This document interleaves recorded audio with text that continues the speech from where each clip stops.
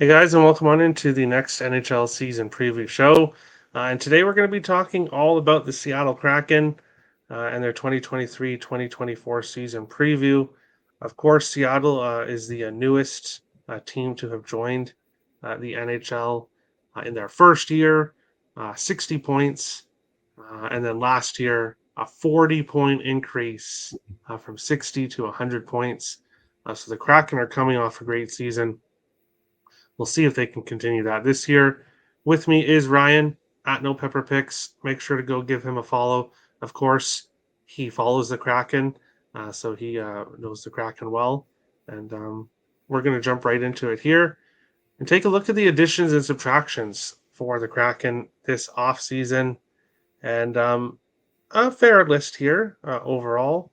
Um, when it comes to subtractions, Ryan Donato, he's bounced around from team to team to team and just hasn't seemed to found a place where he can stay long term. Martin Jones is an addition by subtraction. I think the Seattle Kraken will be just fine without Martin Jones. Losing Morgan Geeky, a younger player with some upside, that's not the best of a loss. Carson Soucy, who the Seattle Kraken got from Minnesota in the expansion draft, he's been a very good defenseman for them. So that's another loss. Daniel Sprong, a fourth line goal scorer. Um, that's another loss there. Jonas Donskoy retiring. Um, it is what it is.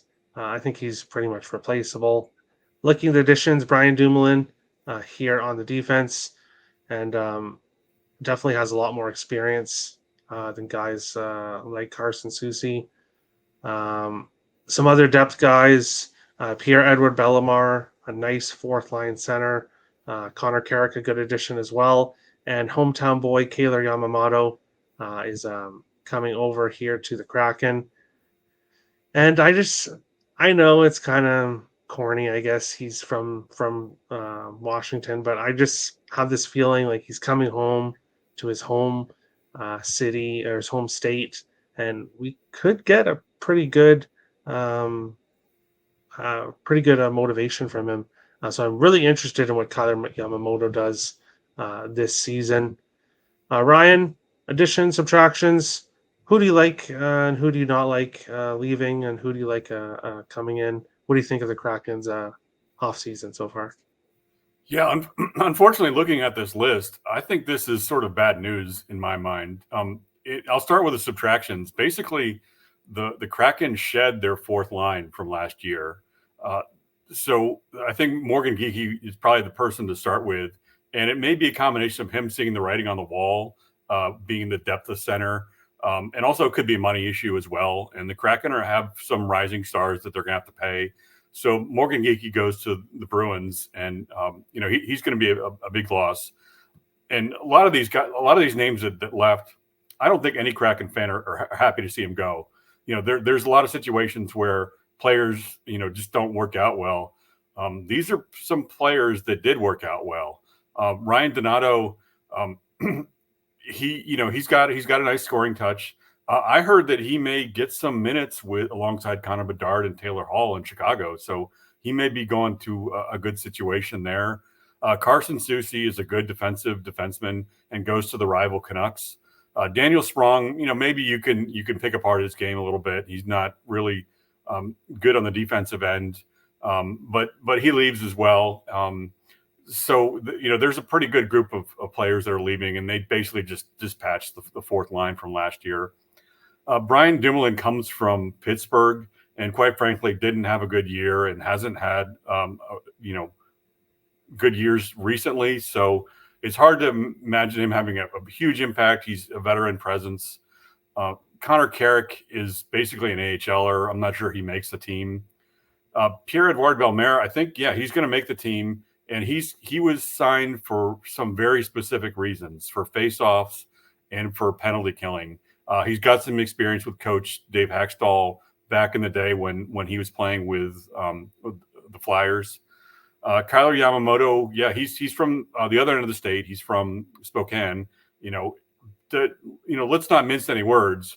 He was kind of tossed to the scrap heap. He got traded by the Oilers, then got waived by the Red Wings. So, he's not exactly a high profile signing, but he may benefit from a change of scenery and may have a positive impact on the fourth line with his team. Oh, and Yeah, yeah. Go ahead. I'm going to disagree with you on Martin Jones. He had a heck of a year last year. He got a lot of minutes when um, um, I'm drawing a blank on the goalie on Grubauer. Grubauer. When Grubauer got injured, he got a ton of minutes and played really well. Of course, there was some regression, but he was a vital part of this team and was a big part of this team making the playoffs. So I'm going to disagree with I'm not sure what kind of impact he'll have with the Maple Leafs, but he outperformed last year. Oh yeah. I definitely think he did have a good season last year. I think he's going to go to Toronto, and it's last year was kind of a 1 year wonder. I think we're going to get more of the Martin Jones that we've seen previously. So I think he's replaceable. But yes, he did have a very good season for the Kraken last year. Taking a look at upcoming free agents, and it feels kind of like deja vu, but it seems like these Pacific teams seem to have very little defensemen, very little goaltenders, but a whole bunch of forwards to look at. So that seems how it's been the last few days of videos I've done. But goaltenders, Chris Drieger, from what I've heard, the Kraken have been trying to trade him for a while now and just have not been able to. Um, does he become the? We'll get to the actual roster for the Kraken, but Drieger trying to get the backup job in Seattle. If he doesn't, does he go to the AHL? Does someone take him? What happens there? I'm not sure. Justin Schultz, Jacob Menga, probably replaceable guys.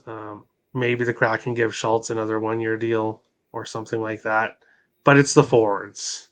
It's the forwards that the Kraken have to focus on. And the two faces of the most important people that I think the Kraken need to resign are down below in Jordan Eberle and, of course, Matthew Beniers. Eli Tolvanen, he could he's an RFA as well, so the Kraken will want to re-sign him, but he could potentially have a big year this year. We'll get to the lineup later.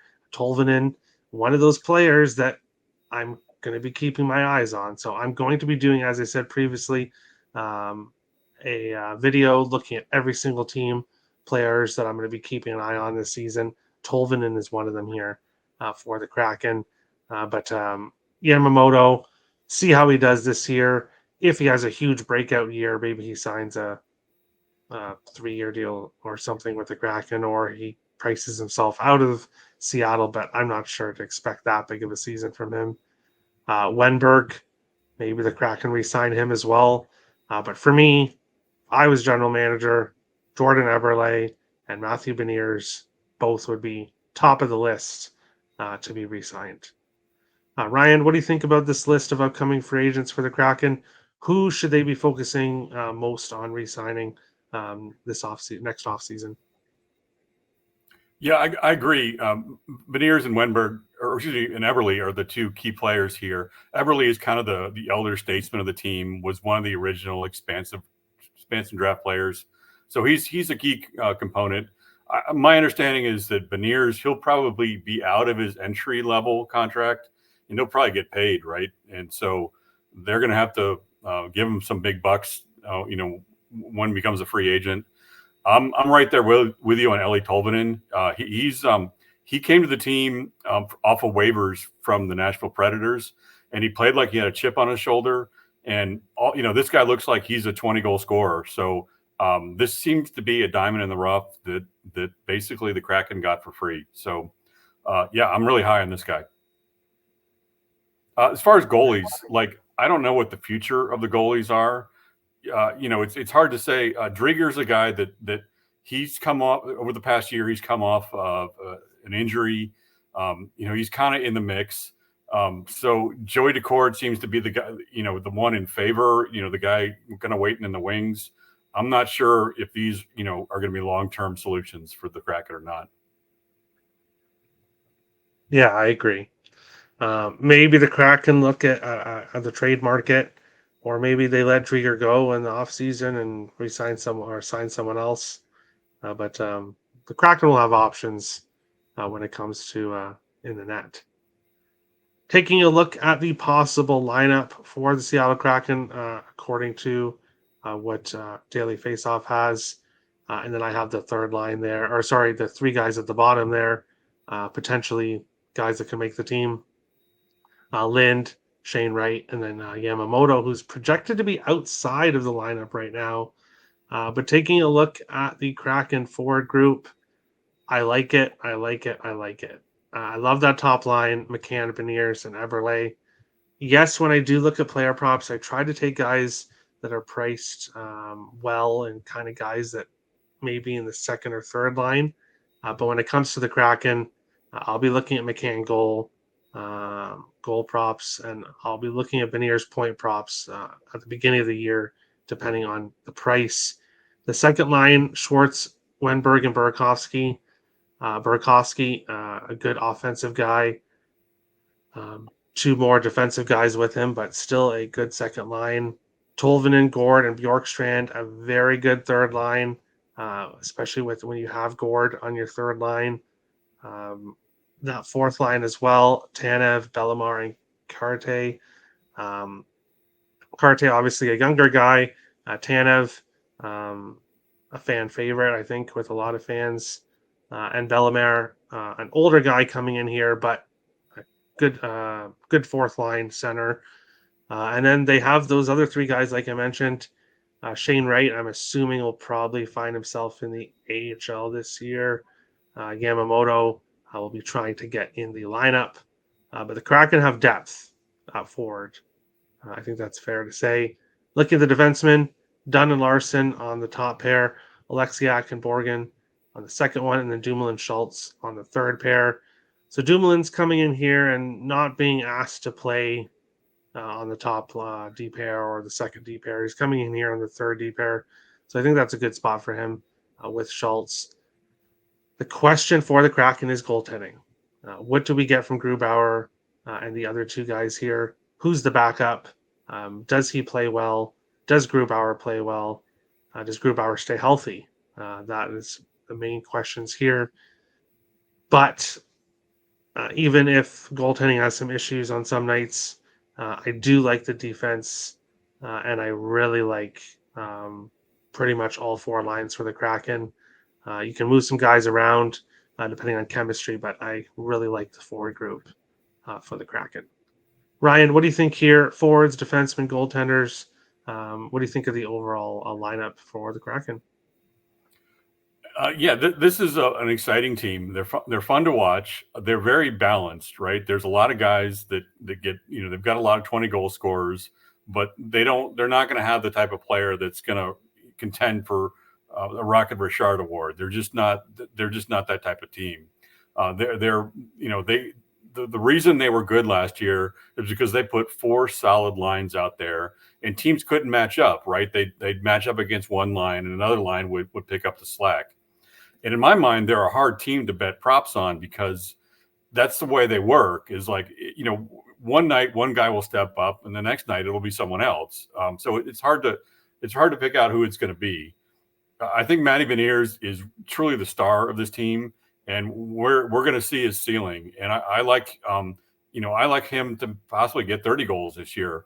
That may be tough because he's playing next to McCann. Jared McCann, he came out of nowhere and scored 40 goals last year. So, there's some really strong goal scoring prowess on that top line. I kind of like when Hackstall mixes up the lines a little bit. I like the three Bs, Beniers, Burakovsky, and Bjorkstrand. Those are, in my mind, three of the best scoring touches on the team. Burakovsky did miss some time last year with injury, so there's a potential that we could get a full season of him and get more of a contribution from him, and he contributes more in the power play, which the Kraken needs some help on. We mentioned Eeli Tolvanen. This guy came out of nowhere, and has been a contributor. Yanni Gord, the pepper pot, he likes to get under people's skin. Is just sort of a great player that has a motor, and that it's similar with Brandon Tanev. Turbo. He's fast. He plays on the forecheck. He plays on the back check. He's and he likes to agitate as well. The defenseman, Dunn is the guy, right? He is the MVP of the team. He's also the highest paid player on the team. And he plays alongside Adam Larson, the big cat, who is, he's 6 foot. He is. I'm not sure he is, but he's the guy that leads the team on block shots and hits as well. Jamie Alexiak, the big rig, he's 6'9". I know less about Will Borgen. He's less of a contributor on the defense. One thing that I should point out is that there are these three young players that are kind of on the verge. One is Shane Wright. We know Shane Wright from being a 2021 draft pick. He's mostly played in the juniors. He did play in the World Juniors last year. I thought he looked the best, last year with playing with the juniors. But the problem with him being on the roster is that he was getting the healthy scratch treatment, which isn't going to help his development. And the problem with Shane Wright also is that he's too young to send to the AHL. He got an exemption to play in the Calder Cup finals last year.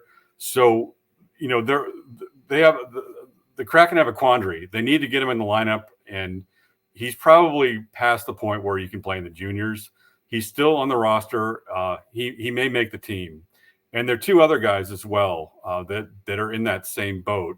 One is Riker Evans, who has found himself still at this stage of camp on the team. He's a good defenseman, and basically is a former teammate of Connor Bedard on the Regina Pats. And he seems to be a breakout defenseman that could be making this roster as well. Let's see. I think that Ty Cartier, right? He's not sure if he's going to make the team. The reason he came up, he mostly played with the Firebirds last year in the AHL, and basically he got called up in the playoffs when Jared McCann got injured, and he started contributing right away. He scored a goal in his first NHL games in the playoffs, and I believe scored 3 goals in the playoffs. So this guy had the trial by fire and succeeded. So I'm rooting for Ty Cartier to make the team as well. But the question is, with these three young guys, does one make the team, or do all three potentially make the team? And we're waiting to see in the weeks ahead. For goalie, it's Grubauer or bust. He doesn't have the best numbers. He doesn't have the best advanced statistics, but he's a gamer. He gets saves when you need them. And I was surprised by him last year. We wondered when he came from Colorado, post Stanley Cup with that contract, how was he going to perform? Durability is an issue. So far, so good with Phil Grubauer. It appears to be a good signing. I believe Joey Decord has got the number 2 spot based on his performance with Coachella Valley last year. He played really well in the AHL. So I think he's probably got the number 2 spot, although we'll probably see all three of those guys with the team this year. Yeah, and having good young guys coming up is definitely a good thing. The Kraken have depth. For a recent expansion team, the word depth is a great thing to have when you're a recent expansion team. Going into the last part of the segment is future bets, taking a look at the futures here for the Kraken. Point total is at 94.5. As I said, the Kraken had 100 points last year, 60 the season before. So was last year just a really good season? Are the Kraken going to digress a bit? Or are they going to have a similar type season to last year? I don't know if they surpass 100 points. I don't know if they have a better season than last year, but I think they're right around the same area when it comes to point total. So I like the point total over for the Kraken. Make the playoffs. I do think they make the playoffs, but I'm not going to lay a minus 150 bet. I will just bet on this Kraken team often, which is my plan going into the season, and that's how I will make money off them. Future bets are interesting. I don't think the Kraken win the President's Trophy. I don't think they win their division, but I'm not going to say that winning the division is an insane bet to make. I think the Kraken will be competing, will be in that top three, so they'll be competing with the other teams in their division. I'm not pulling the trigger on it myself. The other two bets, I can't pull the trigger on at this moment. For the Kraken, to win the Stanley Cup, I really wish they could go out and get a guy like Hellebuck. If they had a guy like Hellebuck with the forward depth they have, then they would be a scary team.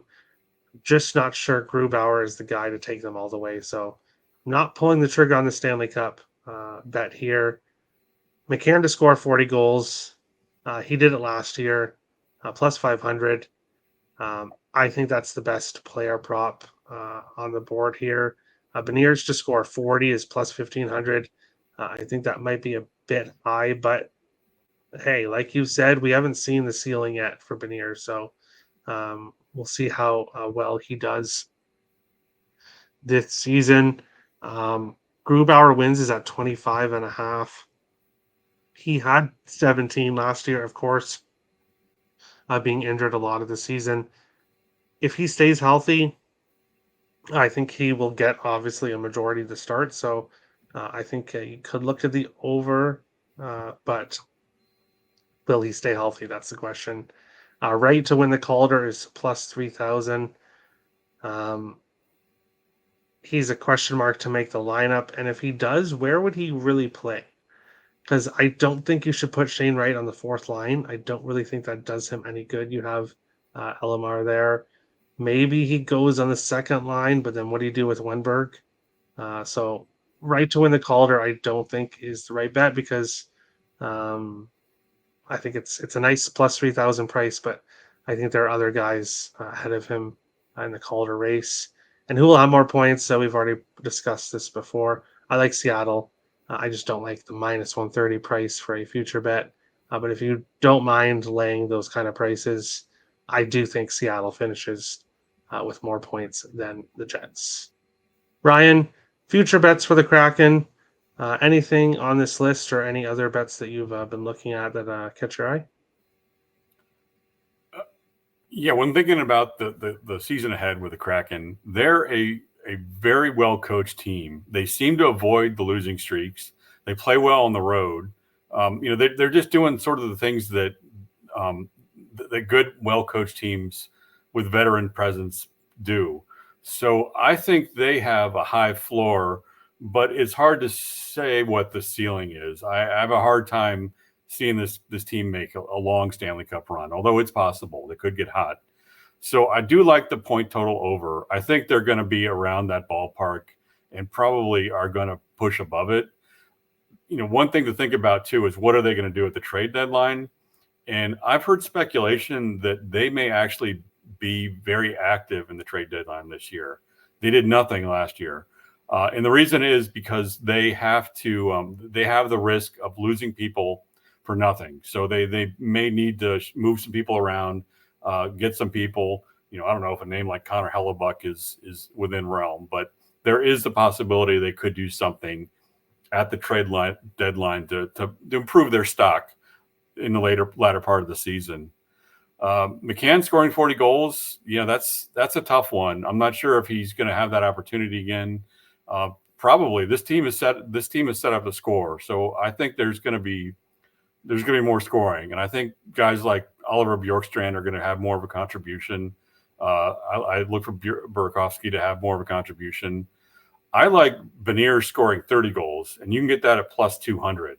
That seems to me like a really good bet to make, and I'm surprised that books are offering that kind of odds.